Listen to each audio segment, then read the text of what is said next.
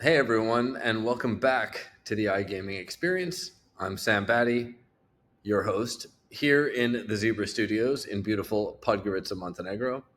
And today, I'm going deep into a topic that everyone in iGaming should understand, but a surprisingly low amount actually does, at least in my experience. What am I talking about? I'm talking about how money truly flows inside an online sports booking casino. So, from the moment a player deposits to the moment they place a bet to the moment revenue is calculated, I'll tell you what's actually happening behind the scenes, at least to the best of my knowledge. I'm learning something new every day here as well. But let's explore this together, shall we? Now, this episode is going to be especially useful if you're new to the industry, which is kind of the whole theme of this podcast is to help people out that are new to the industry. But I think that even if you've been in the game a long time, it'll probably benefit you to learn some of these things or to have it reinforced. And for everyone, the reason why this is so critical is because once you understand the money flow, everything else makes a lot more sense. You'll start to get more of an understanding about how things like bonuses work, or providers, or payment systems, or margins, or how player behavior affects this. You'll get to know how the money flows through all of these entities I just listed and why that's so important. All right, let's start from the very beginning. The deposit. All right. When a player enters their card details or selects a payment method, I think most people imagine the money just flying straight into the operator's bank account. Well, it'd be nice, but it doesn't work that way, at least not in iGaming. In reality, the payment provider, whether this is a card processor, a fintech gateway, fintech, by the way, stands for financial technology. It could be a crypto solution or whatever it is. They're the ones who touch the money first, right? They run risk checks, compliance checks, regional anti fraud checks. And then, after clearing it all, if everything passes, then they accept the deposit on the operator's behalf. But even then, the operator doesn't actually receive the money instantly. Payment providers settle in batches, right? Sometimes daily, sometimes weekly. That's more common in my experience. Sometimes less frequent intervals. But the flow is always the same in that it's going from the provider to the operator. And even in this step, that money lands in a merchant account, right, which is separate to the operator's bank account. Right, the merchant account is what they have with the payment provider. So even before the player places a single bet, please lock in on this because this is an important point. Even before the player places one single bet, the operator has already spent money just to accept the deposit. Why? Because every payment has fees. Right? This is coming from the payment provider. It might be 1%, it might be 3 or 4, sometimes it could be more depending on region or the region or the payment rails. And by the way, payment rails, it's a kind of a fun term to know if you're not familiar with it. It's just another way to say the route that the money was sent on. Simple. So understanding that simple but powerful detail, right, that operators pay to receive money should instantly change a little bit about how you look at several other things like acquisitions and bonuses and the value of players and their gameplay. All right. Try and parse some of that because there's a lot to it. So as I go through it, hopefully, if you're not understanding or the dots aren't connecting yet, hopefully they will as we go through the episode. Now, once the payment provider approves the deposit, that's when the operator's wallet system kicks in. Okay. And the money becomes quote unquote digital at that point. Now, I'm not referring to like blockchain digital, which is, I don't know, episode 2 or 3, I talked about crypto in iGaming. So this is not about, converting anything. This is just digital in the sense that those funds now become a ledger entry on the operator's books. They're just keeping track of it. No money is actually moved there, right? And your real money balance actually lives there, right? And I'm talking about the operator's wallet. Your bonus balance lives there.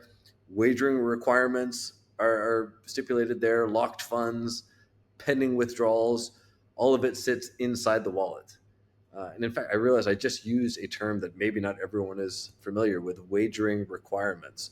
I'll go into that in I think in 2 or 3 episodes from now. I have it planned to go more into bonus engines, but just very quickly, wagering requirements are when a player is awarded a bonus, a monetary bonus of some kind. Let's just use the example of a deposit bonus.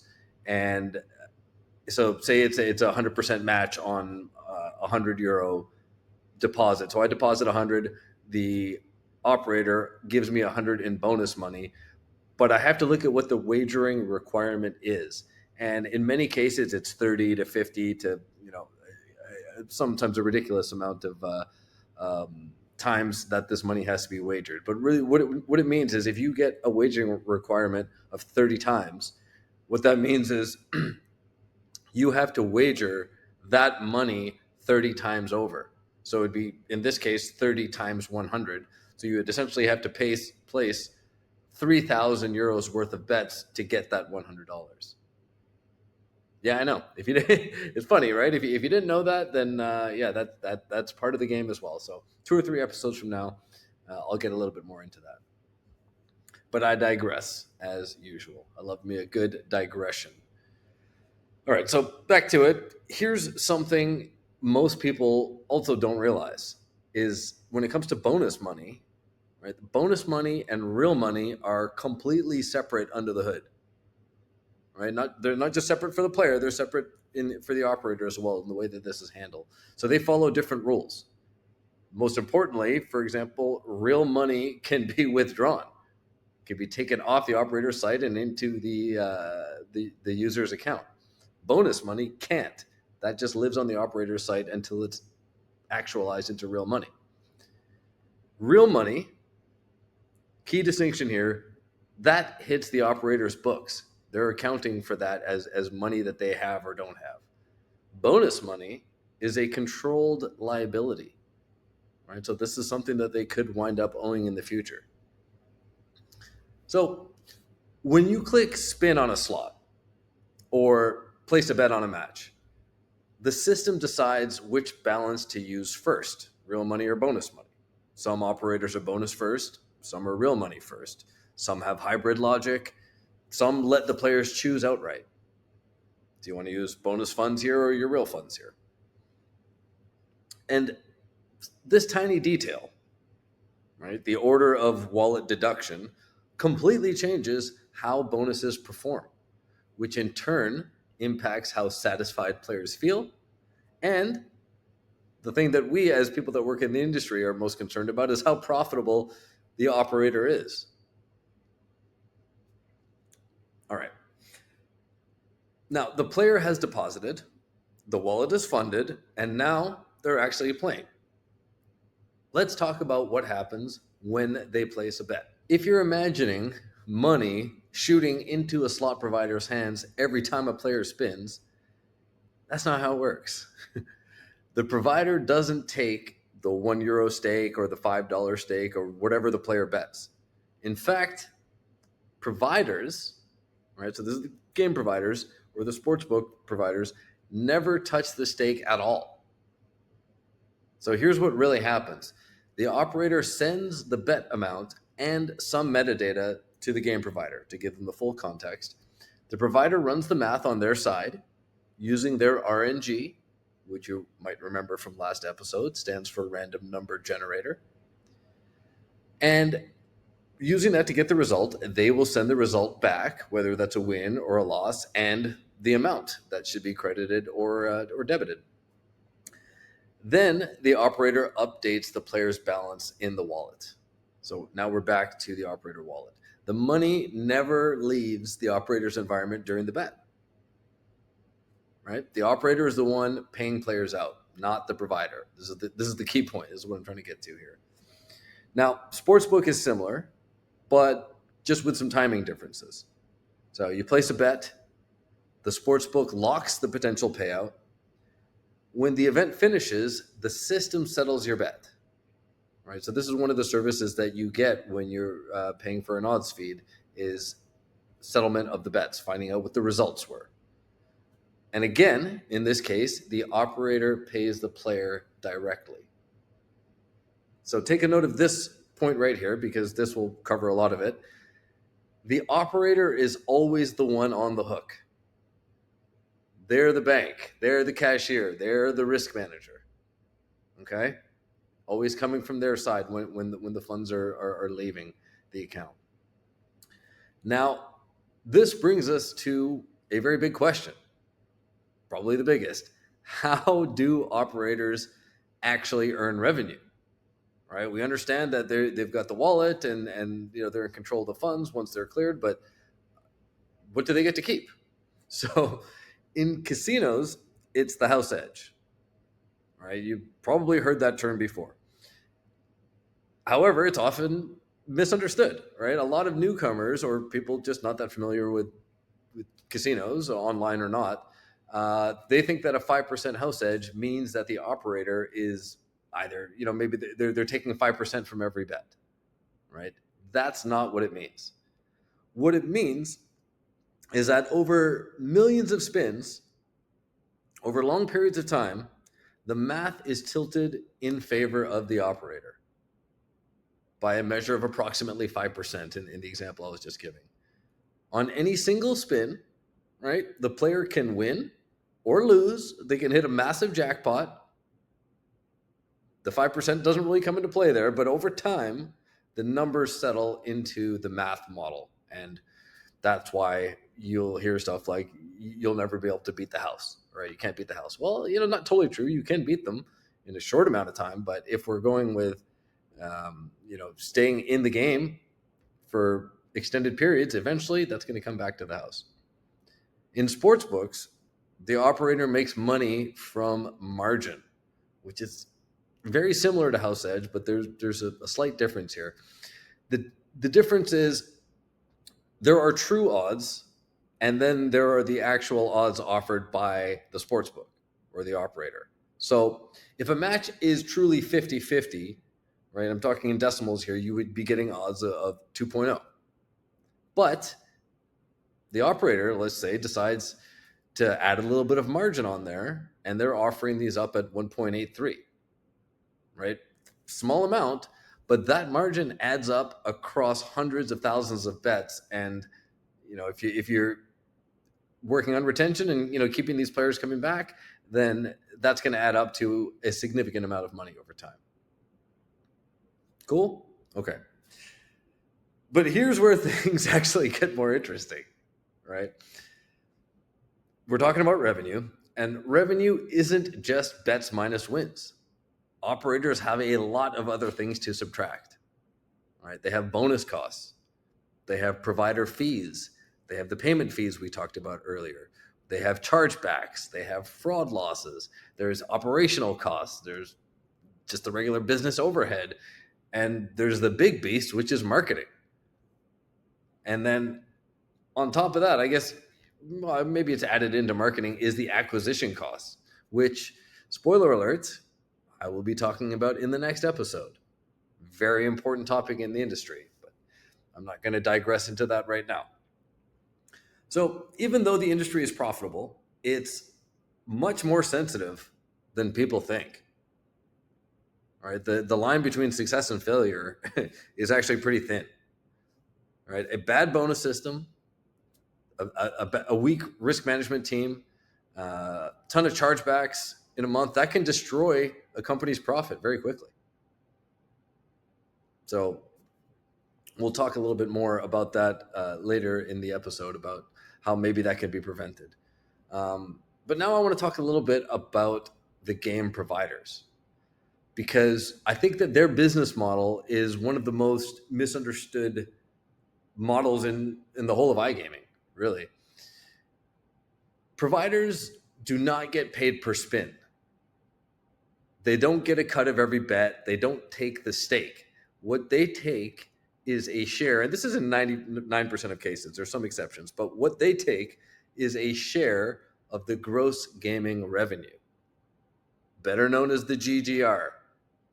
So sorry, the gross gaming revenue and the GGR, that comes from their games, right? And I've gone into GGR a few times in this podcast, but it's such an important term. I'm just going to take a pause to explain it here again. Bear with me if you've heard me say this a couple of times. So as I said, GGR stands for gross gaming revenue. And very simply, that's just the stake minus the losses. Okay, there, in some cases, there's a few more things that go into the equation, but for simplicity's sake, the amount that was bet minus by the amount that was, well, I said losses, but that was won by the player. All right, so I'll make the simplest example possible. I join an operator site. I deposit $10 on their site. I place a $10 bet.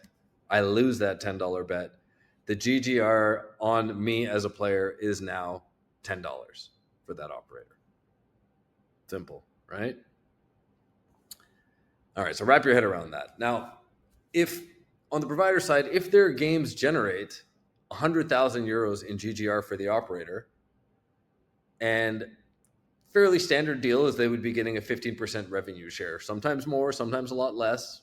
Don't at me in the comments, but kind of typical. I'm just trying to hit in the middle here. So on 100,000 GGR, 15% revenue share is the deal. That means that the provider receives 15,000 euros and the operator gets to keep the rest, minus costs, which are numerous, as I mentioned earlier. And now, live casino or sportsbook data providers, they will often use a completely different model, right? So, I don't want to get too into it, but sometimes on that side, you're looking at flat fees. Sometimes you've got hybrid fees. Sometimes there's minimum monthly guarantees where, no matter how much action went through, the operator is still going to owe at least a minimum amount to the provider. But it all comes down to the same principle at the end of the day. The providers get paid out of the operator's revenue, not the player's stake. All right, I'm just going to say that one more time because I think that's really important. So I just want to make sure that people are dialed in on that. Okay, so providers get paid out of the operator's revenue, not the initial stake, but the GGR, what they got afterwards. All right. Now, let's move to the part that players care about the most, and operators to another degree, is withdrawals, right? So the money leaving the operator's wallet system and headed back to the player.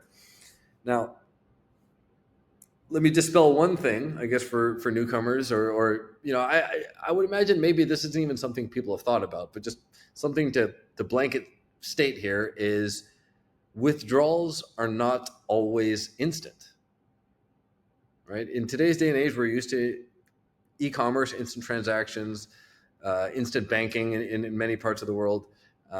But in iGaming, that's less common. It does exist. There are some instant withdrawals.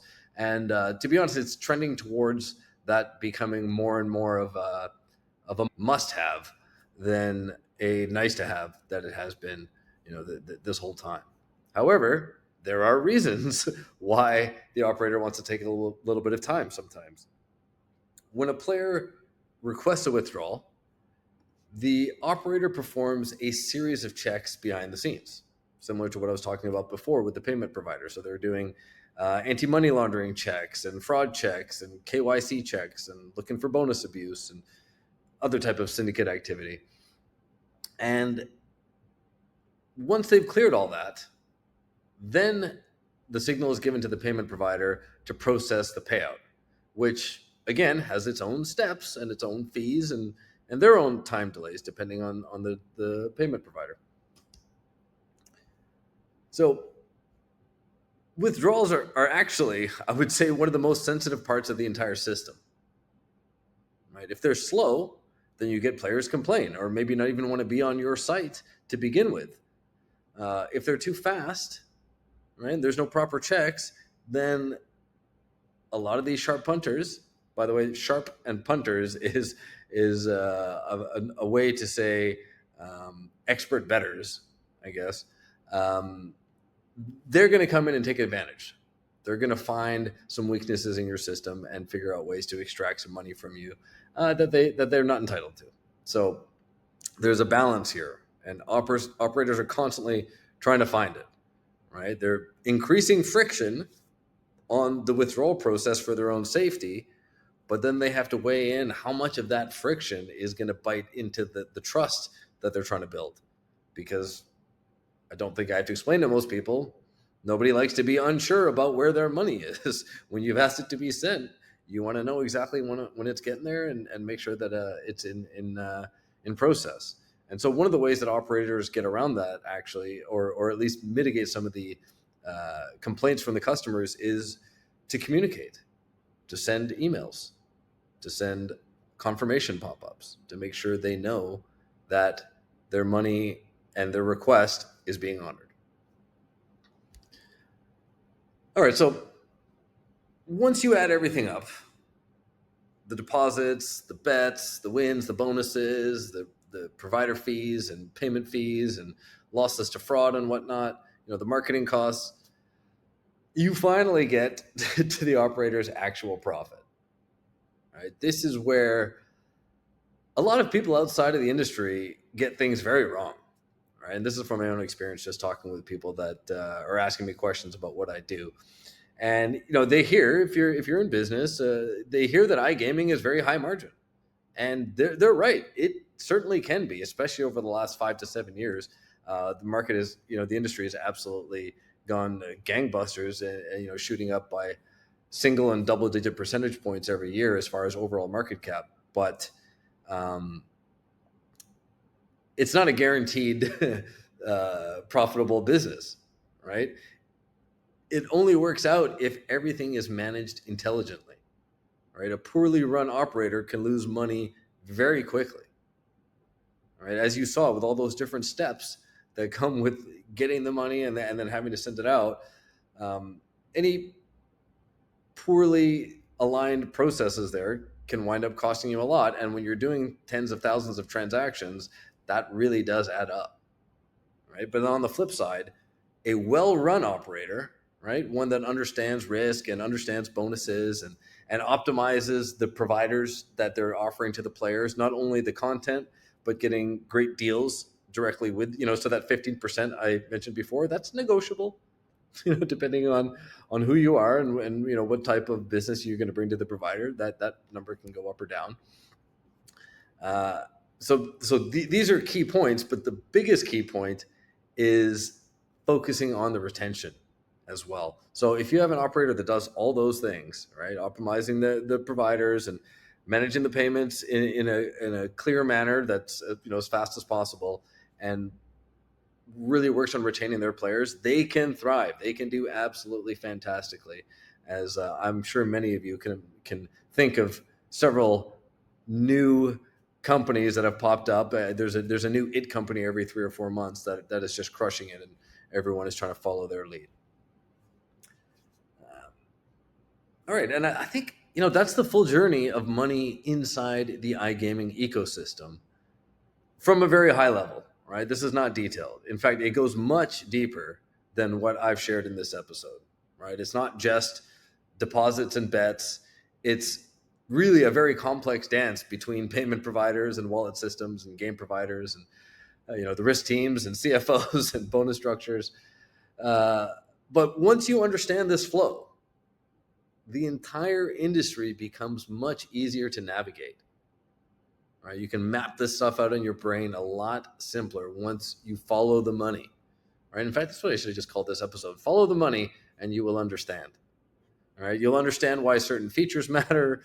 You'll understand why operators choose certain providers over others. You'll understand why some bonuses are great for growth and others are financial disasters, right? Seen both. And most importantly, you'll understand the real engine behind this industry, right? We're all trying to make money here. So let's figure out where it comes from and how to get it into our accounts, right? Sounds a little blunt, but that's just how it is, right? This is a world we're living in here. We're not all doing this just for fun.